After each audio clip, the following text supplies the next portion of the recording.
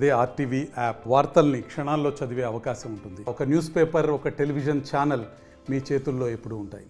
Media సోదరులందరికీ ముందుగా నా హృదయపూర్వక నమస్కారాలు తెలియజేస్తూ, నిన్న ఆమంగల్లో నాగర్ కర్నూలు పార్లమెంట్లో ఉన్న ఆమంగల్లో రైతుల గురించి ఒక మీటింగ్ పెట్టానని చెప్పి ఆ మీటింగ్లో రైతు సమస్యలు తప్ప ఒక్క ముఖ్యమంత్రి గారిని అనుచితంగా వాడు వీడు అనే పదాలతో మాట్లాడుతూ విమర్శించడానికే ఆ మీటింగ్ని ఉపయోగించుకున్నారు తప్ప ఆ రైతుల సమస్యలు కానీ రైతులకి ఏమైనా కావాలని అడగటం కానీ ఏమీ చెప్పలేదు. మొదటి నుంచి చివరి వరకు ముఖ్యమంత్రి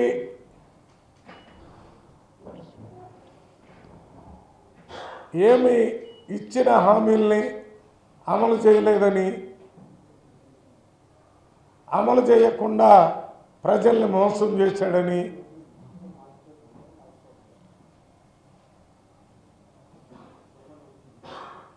అనేక ఆరోపణలు చేయటం జరిగింది. ఈ ఆరోపణల్లో ముఖ్యంగా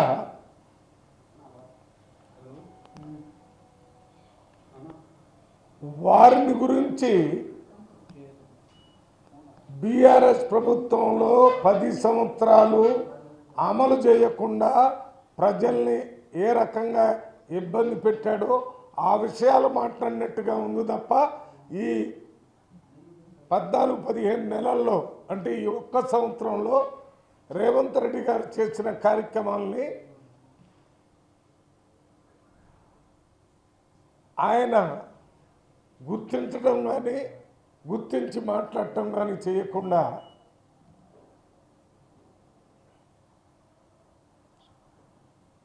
ముఖ్యమంత్రిని, కాంగ్రెస్ ప్రభుత్వాన్ని తిడితేనే బీఆర్ఎస్ పార్టీ అస్తిత్వం నిలబడుతుందనే పద్ధతిలో మాట్లాడటం జరిగింది. 2 గదులు ఇళ్ళు ఇస్తారనేది బీఆర్ఎస్ పార్టీలో అతి ముఖ్యమైనటువంటి ఒక వాగ్దానం. కేటీఆర్ గారు మీ ముందు నిన్న కూర్చున్న ప్రజలందరికీ తెలుసు, 10 సంవత్సరాలు పరిపాలన చేసి మీరు 2 గదుల ఇళ్ళు ఎందుకు ఇవ్వలేదు, ఆ విషయాన్ని ఎందుకు గుర్తు చేయలేదు ప్రజలకి? మీకు తెలుసా, రేవంత్ రెడ్డి గారు ఈ ఒక్క సంవత్సరంలోనే ఒక్కొక్క అసెంబ్లీకి 3,500 ఇందిరమ్మ ఇళ్ళు ఇస్తారని, ఒక్కొక్క ఇంటికి 5 లక్షల రూపాయలు ఇస్తారని వాగ్దానం చేసి దాని మీద అమలు చేయడానికి కావాల్సిన చర్యలన్నీ తీసుకుంటున్నారు. ఇందిరమ్మ ఇళ్ళ కోసం బడ్జెట్లో కూడా డబ్బు కేటాయించడం జరిగింది. ఇది వాస్తవమా కాదా? మీరు ఇవ్వలేదు అనేది వాస్తవం. మేము ఇందిరమ్మ ఇళ్ళు 5 లక్షల రూపాయలతో ఒక్కొక్క అసెంబ్లీలో 3,500 రూపాయలు ఇస్తున్నాం అనేది వాస్తవం. మీరు పేద ప్రజలకి 5 లక్షల రూపాయలే ఆరోగ్యశ్రీకి ఇచ్చారనేది వాస్తవం. మేము ఇవాళ పేద ప్రజలకి 10 లక్షల రూపాయలు ఆరోగ్యశ్రీలో ఇస్తామన్నది ఇది వాస్తవం. మీ సమయంలో మహిళలు ఎవరికి బస్సులో ఉచితంగా తిరిగే అవకాశం ఇవ్వలేదనేది అది వాస్తవం. 10 సంవత్సరాల్లో ఒక్క సంవత్సరంలోనే ప్రభుత్వంలో రాగానే తెలంగాణలో మహిళలందరికీ ఉచితంగా ఆర్టీసీ బస్సులో తిరిగేటట్టు ఏర్పాటు చేసింది రేవంత్ రెడ్డి గారు, కాంగ్రెస్ ప్రభుత్వం. మీ సమయంలో ఎలక్ట్రిసిటీ బిల్లులు అందరికీ వసూలు చేశారు. కాంగ్రెస్ ప్రభుత్వం రాగానే 200 యూనిట్లు కరెంటు బిల్లులు ఫ్రీగా SC, ST, BC, minority, OC అందరికి ఇస్తున్నారనేది ఇది వాస్తవము. మీరు ఇవ్వలేదనేది అది వాస్తవం. మహిళలకి 500 రూపాయలకి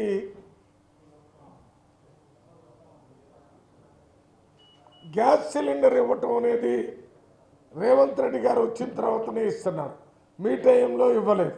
అది ఇవ్వలేదనేది వాస్తవం. మీ 10 సంవత్సరాల్లో, మా ఒక్క సంవత్సరంలోనే 500 రూపాయలకి గ్యాస్ సిలిండర్ ఆడవాళ్ళకి ఇస్తున్నారు. మీరు 1 లక్ష రూపాయలు మాఫీ చేస్తారని 2014 నుంచి 19 దాకా 4-5 కిస్తీలుగా ఆ డబ్బులు ఇచ్చారు. రెండోసారి 1 లక్ష రూపాయల మాఫీ కూడా పూర్తిగా చేయలేదు. అది వాస్తవం. ఇప్పుడు ఒక్క సంవత్సరంలో 22,000 కోట్ల రూపాయలు రైతులకు ఇచ్చారు. 21 లక్షల మంది రైతులకి 2 లక్షల రూపాయల లోపల ఉన్న అప్పులు మాఫీ చేశారు. ఇది వాస్తవం. ఇవ్వలేదనేది మీది వాస్తవం. మీ సమయంలో రైతు బంధు పేరుతో ఎకరానికి 10,000 రూపాయలు ఇచ్చారు మీరు. అది వాస్తవం. మేము రేవంత్ రెడ్డి గారు వచ్చిన తర్వాత ఎకరానికి 12,000 రూపాయలు ఇస్తున్నారు. ఇది వాస్తవం. మీ సమయంలో పేదవాళ్ళకి, భూమి లేనటువంటి కూలీలకి, 100 రోజులు పనిచేసే కార్డులు ఉన్నటువంటి వాళ్ళకి సంవత్సరానికి 12,000 రూపాయలు ఇస్తామని అమలు చేయడానికి బడ్జెట్ని అలాట్ చేసింది ఈ ప్రభుత్వం ఇవ్వబోతుంది. ఇది వాస్తవం. మీ సమయంలో అసలు పేదవాళ్ళ గురించి పట్టించుకోలేదు. మీ 10 సంవత్సరాల పరిపాలనలో అది జరగనే లేదు. మీ 10 సంవత్సరాల పరిపాలనలో SC, ST, BC, minority, residential, non residential హాస్టల్లో చదువుకునే 7 లక్షల మంది పిల్లలకి మెస్ ఛార్జీలు పెంచలేదు మీరు. మేము ఒక్క సంవత్సరంలోనే 45% మెస్ ఛార్జీలు పెంచాం. ఇది వాస్తవం. పెంచకపోవటం మీది వాస్తవం. ఇవాళ తెలంగాణ రాష్ట్రంలో మీరు కార్పొరేట్ విద్య సామాన్య ప్రజలకు కూడా అందిస్తారని చెప్పి మీరు ఏమీ చేయలేదు. దాని మీద కార్పొరేట్ విద్యని, ప్రపంచ స్థాయి విద్యను అందించడానికి 56 ఇంటిగ్రేటెడ్ రెసిడెన్షియల్ స్కూల్స్ని శాంక్షన్ చేసి ఒక్కొక్క రెసిడెన్షియల్ హాస్టల్లో 2,600 మంది ఎస్సీ, ఎస్టీ, బీసీ, మైనార్టీ పిల్లలు చదువుకునే విధంగా ఏర్పాటు చేసి శాంక్షన్ చేసి ఒక్కొక్క హాస్టల్కి 200 కోట్ల రూపాయలతో బిల్డింగులు, ఇతర సౌకర్యాలు చేయడానికి ప్రభుత్వం ఫౌండేషన్ లేచింది. కుల మత విభేదాలు లేకుండా 5వ తరగతి నుంచి ఇంటర్మీడియట్ వరకు ఆ కార్పొరేట్ స్థాయి స్కూల్లో చదువుకునే ఏర్పాటు కాంగ్రెస్ ప్రభుత్వం చేసింది. మీరు చేయలేదనేది వాస్తవం. 11 సంవత్సరాలు, 10 సంవత్సరాల్లో మేము చేసేదేమనేది వాస్తవం. ఇది సోషల్. మీరు నిరుద్యోగుల గురించి నోటిఫికేషన్ ఇవ్వటం, తప్పు జరిగిందని కోర్టులు కొట్టేయటం, లేకపోతే మీరే రద్దు చేయటం, మళ్ళీ నోటిఫికేషన్ ఇవ్వటం, ఉద్యోగాలు ఇవ్వలేదు. మేము రాగానే 50,000 మందికి రెగ్యులర్ ఉద్యోగాలు, మళ్ళీ మిగిలిన వాళ్ళకి ఇప్పుడు ఇవ్వడానికి కావాల్సిన ఏర్పాట్లు, ప్రతి సంవత్సరం ఉద్యోగాలు ఇచ్చే క్యాలెండర్ పెట్టడం, వాటిని కంపల్సరీ ఇవ్వాలనేటువంటి నిర్ణయం తీసుకుంది కాంగ్రెస్ ప్రభుత్వం. ఇది వాస్తవం. ఇది యువకులకు సంబంధించి. మహిళలకి మీ సమయంలో అసలు వాళ్ళు ఇంతకుముందు ఉన్నటువంటి ప్రభుత్వాలు చేసినట్టుగా కూడా మీ 10 సంవత్సరాల్లో ఆ మహిళల్ని పట్టించుకోలేదు. ఇప్పుడు వచ్చిన ప్రభుత్వం పావలా వడ్డీ కానీ ప్రభుత్వం నుంచి వడ్డీలు ఇప్పించడం కానీ వారిని గురించి ప్రత్యేకంగా అందరినీ లక్షాధికారులు చేస్తామని ప్రభుత్వం బాధ్యత తీసుకొని పనిచేస్తుంది. ఇది వాస్తవం. రైతులకు సంబంధించి ఏమి చేశారో చెప్పాను, మహిళల గురించి ఏం చేశారో చెప్పాను, యువకుల గురించి ఏం చేశారో చెప్పాను, ఎస్సీ ఎస్టీ బీసీ మైనారిటీ గురించి ఏం చేశానో చెప్పాను, మహిళలకు బస్సుల గురించి చెప్పాను, పేదవాళ్ళకు 10 లక్షల గురించి చెప్పాను, పేదవాళ్ళ ఇళ్ల గురించి 5 లక్షలు ఇచ్చి ఇల్లు కట్టిస్తున్నారని చెప్పాను, 200 యూనిట్స్ గురించి చెప్పాము, 500 రూపాయలు. ఇవన్నీ కాంగ్రెస్ పార్టీ ఎన్నికల కంటే ముందు ప్రజలకు చెప్పి వచ్చిన 1 సంవత్సరంలో చేసి చూపించాడు రేవంత్ రెడ్డి గారు. మీరు అతి ముఖ్యమైనటువంటి ఈ కార్పొరేట్ విద్య గురించి చేయలేదు, 2 గదుల ఇల్లు గురించి చేయలేదు, ఉద్యోగాల గురించి చేయలేదు, ఎస్సీ ఎస్టీలకి రిజర్వేషన్ పెంచుతాం, ఎస్టీలకు రిజర్వేషన్ 12% పెంచుతానని చేయలేదు, ముస్లింలకు 12% ఇస్తానని చేయలేదు, కార్పొరేట్ విద్య తీసుకొస్తానని అది చేయలేదు. మరి ఇప్పుడు మీరు 10 సంవత్సరాల్లో 7 లక్షల కోట్ల రూపాయల అప్పులు చేస్తే ఆ అప్పుకి నెలకి 6,500 కోట్ల రూపాయలు వడ్డీ కట్టే పరిస్థితి వాళ్ళ రాష్ట్ర ప్రభుత్వం భరిస్తుంది.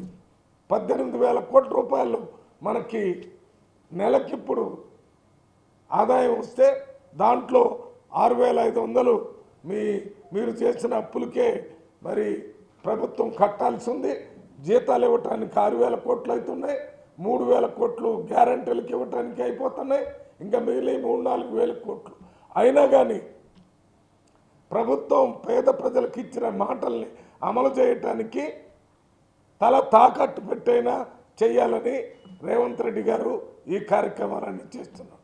ఇవన్నీ కూడా సమాజంలో సమూలమైన విప్లవాత్మకమైన మార్పులు తీసుకొని రావడానికి రేవంత్ రెడ్డి గారు ఈ కార్యక్రమాలన్నీ చేస్తున్నాడు.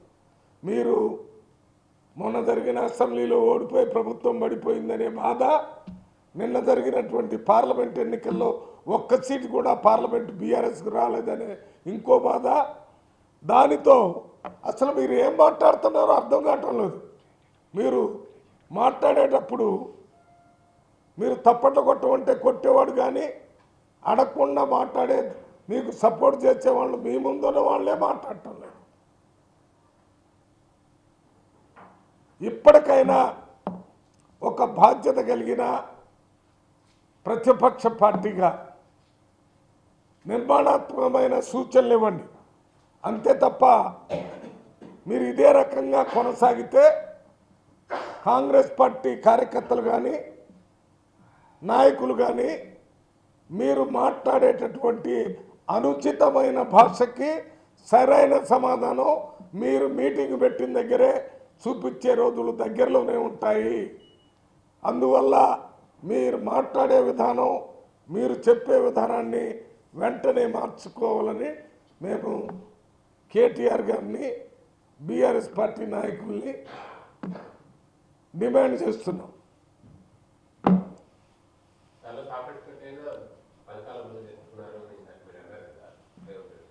అంటే తల తాకట్టు పెట్టానని ఎందుకన్నానంటే ఏదో అంటారు చూడు, మడేం తిప్పేది లేదు, మాట తప్పేది లేదు, మడేం తిప్పేది లేదని. ఏమైనా కానీ ప్రాణం పోయినా ఇచ్చిన మాటలు నిలబెట్టుకోవటానికి ప్రభుత్వం పనిచేస్తుందని చెప్పడానికి చెప్పాను. దాంట్లో ఇప్పుడు 6 దాంట్లో ఒకటి ముఖ్యమైనది, మహిళలకు కొన్ని డబ్బులు ఇవ్వాల్సి ఉంది. అది ఇవ్వాలని పరిస్థితి నేను కూడా ఒప్పుకుంటాను, మీరు కూడా చెప్పండి, అందరికీ తెలుసు అది ఎందుకు ఇవ్వటం లేదు. మీరు చేసిన గొప్పతనం, మీరు 6-7 లక్షల అప్పు చేస్తే ఎక్కడి నుంచి డబ్బు తీసుకొని రావాలి? వీటికి తీసుకొని రావడానికే అనేక చోట్ల మనం ఇప్పుడు ఆదాయం వనరులు తీసుకుంటున్నాం. ఇంకా ఎక్కడైతే అవసరమైతే కొన్ని అప్పులు కూడా తీసుకొని తల తాకట్టు పెట్టైనా ప్రజలను ఆదుకోవటానికి రేవంత్ రెడ్డి గారి ప్రభుత్వం నిరంతరం కృషి చేస్తుంది. కాంగ్రెస్ పార్టీ ఆర్థిక వ్యవస్థకి నష్టం కలిగించేది కదా. అప్పులు చేస్తే అసెట్స్ క్రియేట్ అవ్వాలి, ఇన్ఫ్రాస్ట్రక్చర్ క్రియేట్ చేయాలి. కానీ ఇలాగా అప్పులు చేసి పథకాలు చేసేస్తే ఆర్థిక వ్యవస్థ పటిష్టంగా ఉంటుంది. నేను ఒక్క విషయం మీ మీడియా సోదరులకి విజ్ఞప్తి చేస్తున్నాను. ఇవాళ కాంగ్రెస్ పార్టీ ఒక్కటే ఏదో ఇటువంటి సంక్షేమ కార్యక్రమాలు, అభివృద్ధి కార్యక్రమాలు చెప్తారనేటటువంటి మాట కాదు. ప్రతి పార్టీ కూడా నిన్న మొన్న ఢిల్లీలో జరిగిన ఎన్నికల్లో బీజేపీ దగ్గర నుంచి, ఆప్ దగ్గర నుంచి కాంగ్రెస్ పార్టీ, నిన్న మొన్న జరిగినటువంటి ఎన్నికల్లో TRS party, TDP party, Congress party ప్రజల యాస్పిరేషన్లు పెరిగాయి. వాటిని ఆదుకోవడానికి ఏ పార్టీ అయినా ఇమీడియట్గా ఆ అవసరాలను చేస్తూ ఇవాళ రాష్ట్రంలో ఉన్నటువంటి కలవకుర్తి, నెట్టెంపాడు, భీమా, కోయల్ సాగరు, ఇది మన పాలమూరు, రంగారెడ్డి, ఈ పేరు మార్చిన కాళేశ్వరం, ఇక్కడ ఉన్నటువంటి ప్రాజెక్టులన్నీ కాంగ్రెస్ పార్టీలో పెట్టినాయి. అవన్నీ అభివృద్ధిలో భాగమే. ఇవాళ రాష్ట్రంలో అనవసరంగా ఖర్చు పెట్టింది 100 సంవత్సరాల వరకు ఉండేటటువంటి సెక్రటేరియట్ని కూలగొట్టి మళ్ళీ కొత్త సెక్రటరీ, ప్రపంచ స్థాయి సెక్రటేరియట్, ముఖ్యమంత్రికి ఉండటానికి ఇల్లు పెడితే దాన్ని తీసేసి మళ్ళీ దాన్ని ఒకటి ప్రపంచ స్థాయి సెక్రటేరియట్ని కట్టారని చెప్పారు. ఆ సెక్రటేరియట్కి వచ్చేది లేదు, పరిపాలన చేసేది లేదు. ఇవాళ ఇప్పటికి కూడా 6 నెలలు అయింది అని ఇన్నిసార్లు అసెంబ్లీ జరుగుతుంది, ఎందుకు రావటం లేదు? మీరు క్యాబినెట్ మినిస్టర్ ఇచ్చారు కదా ప్రతిపక్ష నాయకుడికి. ఆ నాయకుడికి ప్రతిపక్ష పార్టీ దానికి క్యాబినెట్ ర్యాంక్ ఉంటుంది, దానికి జీతం ఉంటుంది, దానికి కారు ఉంటుంది, అన్ని ఫెసిలిటీస్ ఉంటాయి. ప్రభుత్వం వేస్తారు. ఎందుకు పెట్టారంటే ప్రభుత్వం చేస్తున్నటువంటి కార్యక్రమాల్ని ఎప్పటికప్పుడు గుర్తించి వారికి ప్రజల తరపున ప్రభుత్వానికి గుర్తు చేయాలనేది దాని బాధ్యత. చెప్పు.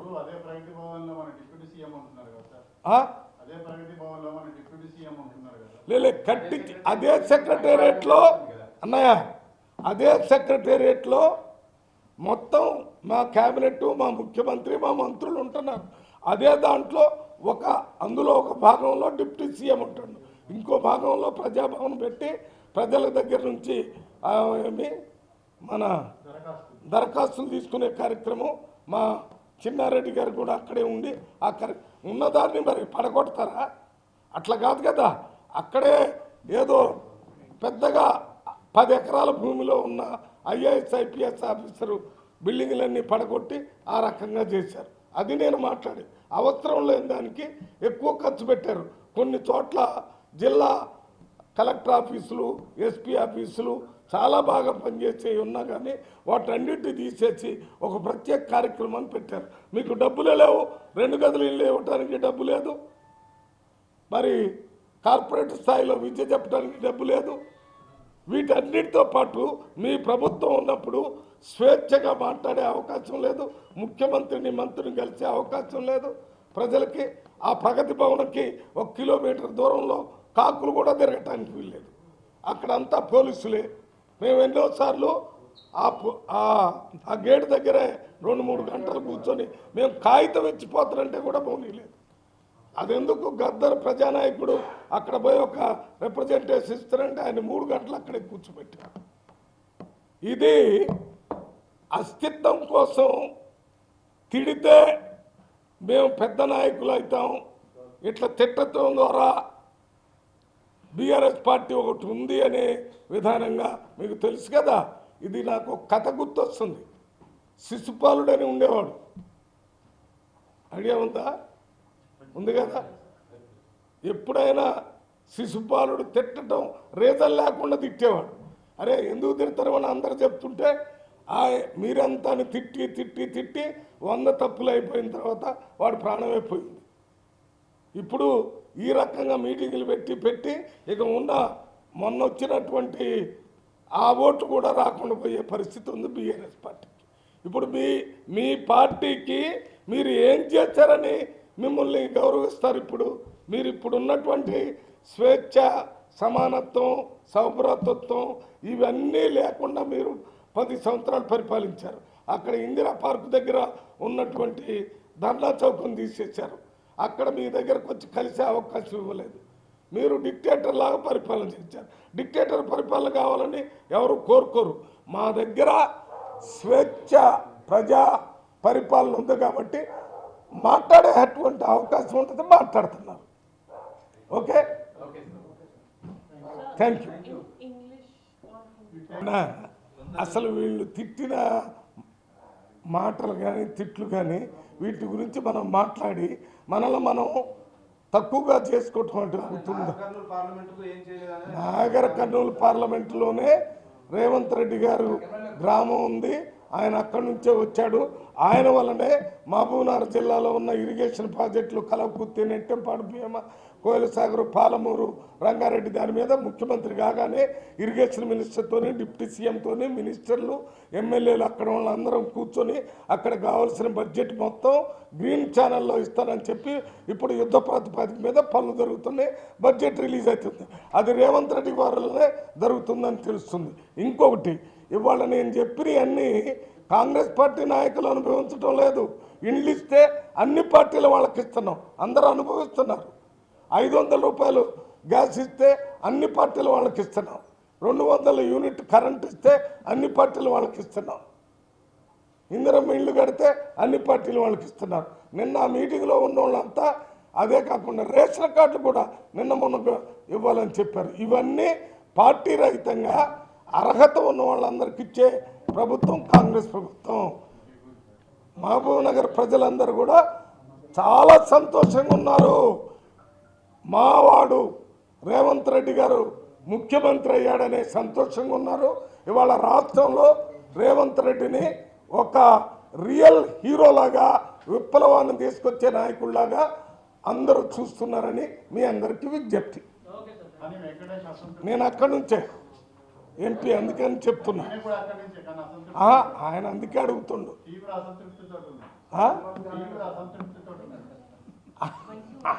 అది వ్యక్తిగతంగా ఆనందంగా ఉన్నాడని ఆయన చెప్పాలా, అసంతృప్తితో ఉన్నాడు ఆయన చెప్పాలి. Okay, thank you. మరిన్ని వీడియోస్ కోసం ఛానల్ ని సబ్స్క్రైబ్ చేయండి. లేటెస్ట్ అప్డేట్స్ కోసం వాట్సాప్ ఛానల్ ని ఫాలో అవ్వండి. ఆ లింక్ డిస్క్రిప్షన్ లో ఉంది.